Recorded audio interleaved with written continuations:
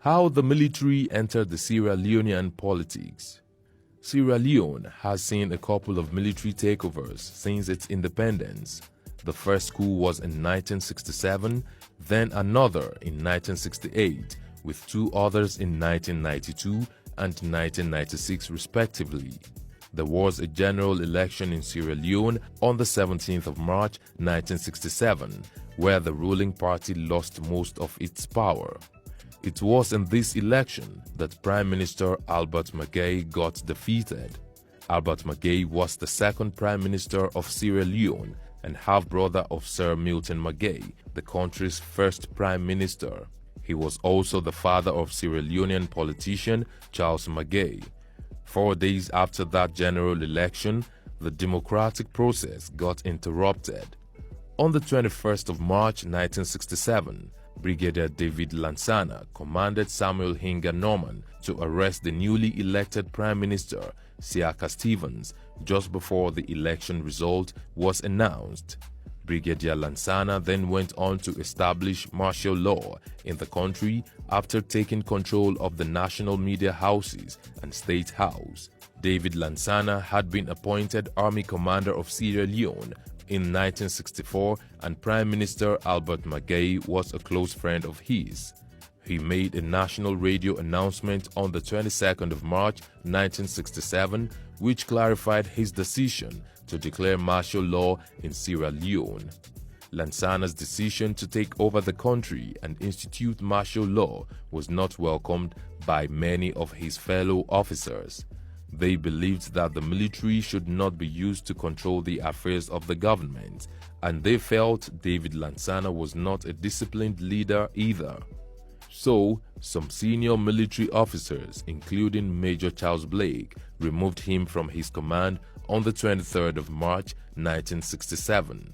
They then created the National Reformation Council, NRC, which took control of the Sierra Leone government.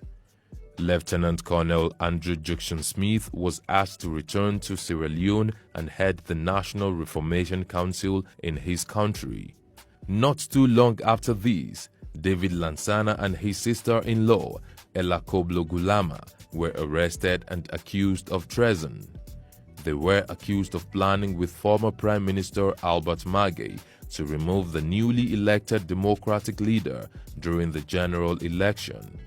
Ella Gulama and Albert Magay had met on the 19th of March 1967 and agreed not to step down from office even if the election results showed that the Prime Minister lost.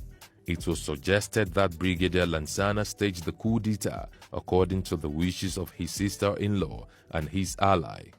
Ella Gulama was later released from prison over a year later, but Lansana was kept in prison until he was executed with other coup plotters on the 19th of July 1975.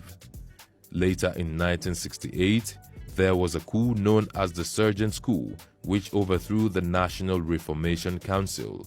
This coup took place just a year after the first military coup in Sierra Leone and was led by Brigadier John Amadou Bangura.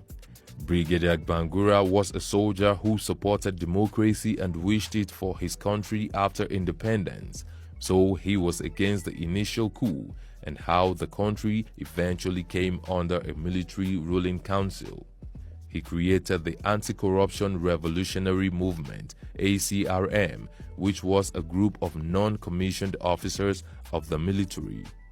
Bangura became the acting Governor-General of Sierra Leone and leader of the Anti-Corruption Revolutionary Movement on the 18th of April 1968.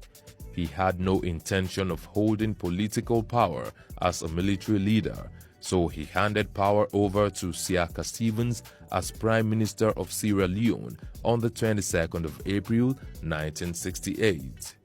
Meanwhile, during the Sierra Leone Civil War, Captain Valentin Strasser served at the war front in Kailahun district. President Joseph Saidu Momo's government failed to provide enough supplies and necessary